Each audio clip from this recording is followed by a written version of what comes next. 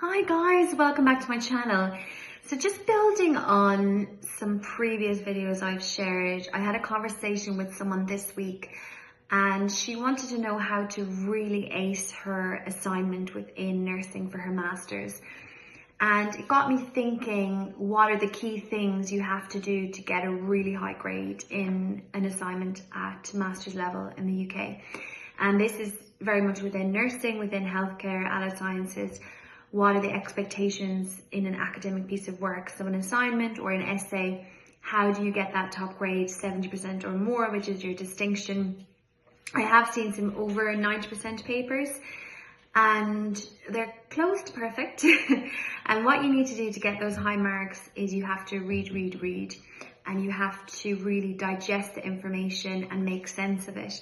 And one thing that's always stuck with me is when you come onto a master's program, you might have 5 or 10 years clinical experience behind you, and your instinct will be to write about that. So say, for example, if you had an assignment to talk about the challenges in your healthcare area, and straight away what comes to mind is lack of staff, lack of time, increasing patient load. That'll be your experience, and you could easily write 2,000 words on what you think your experience is, your reflections, but that won't get you any marks, okay? Unless you're doing a reflection. That won't get you any marks. What will get you marks is, I always say to students, write down what you think about this topic. Write down what are your instincts to write about for your assignment. Now go to your literature and search. You want to go to the right place to find the information, and that will be your university library. If you'll be doing a course in the uni, they'll have resources you can get to from their library, and you can go to the journals, look at the top journals in your subject, and then you can even find experts within your field who've published a lot of work in that subject, okay? So it won't be nursing per se, it will be things like dealing with leadership in the NHS, or the use of agency staff in the NHS. There's a lot of people who've published a lot of work, done a lot of research already on those areas, and it's now your job to find that. So first thing is, remember, we're not looking for your opinion. We're looking for your creativity to come through, which is your opinion, but we're looking for you to build an argument on the page.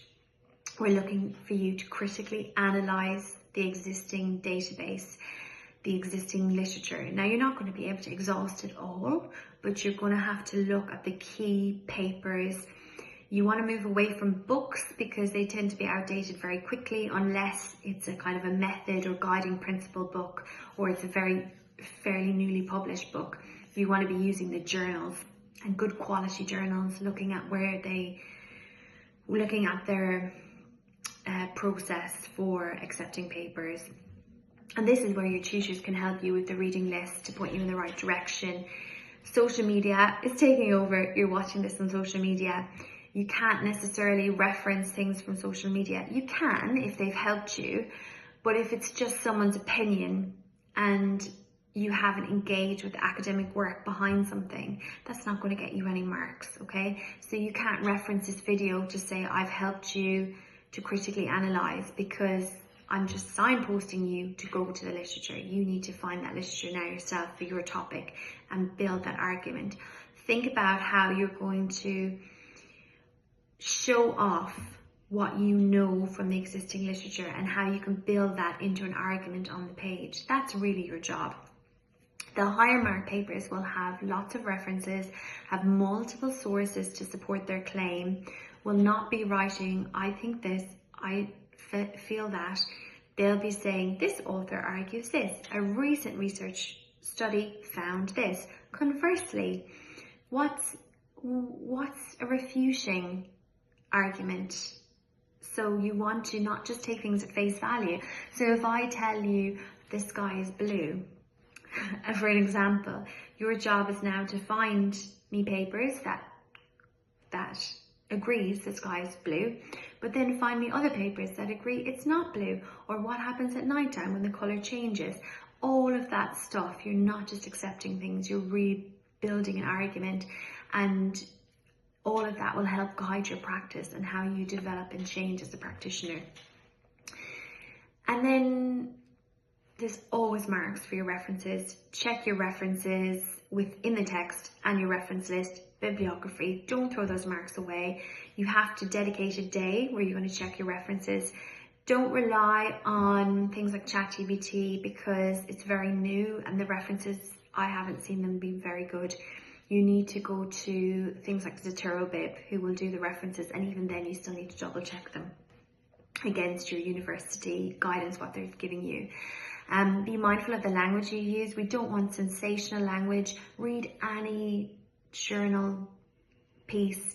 There's not going to be words like it's fascinating or interestingly. Those words don't exist there. It's going to be purposeful words, concise arguments. There's a word limit for a reason. Everything should have a purpose on that paper. And that's how you're getting your marks. Okay, so when you see a good paper, you'll see one. You can ask your course tutor to show you an example of a really good paper. Whenever I have a piece of work to do, I'll always look at whoever set the assignment, look at their publications, look at their academic style, see what the expectation is. And the only way you'll get better at this is practice. So constantly ask for feedback at every opportunity given to you and read the academic papers. So again, watching videos can be a really welcome break from the heavy reading and writing, but they're not going to build those skills of academic writing in the same way as actually reading and writing will. And then ask someone to proofread your work for you. There's no problem in that, as long as they're not writing the work for you, but they can help signpost you. Track changes is really helpful to show you where things like commas should go in, or how to break up a sentence, avoiding one-line paragraphs, which I see quite a lot, and the use of subheadings. Again, journal articles are amazing for teaching you how to do that. But yeah, reach out, ask for help, leave any questions below, and good luck with acing your assignment.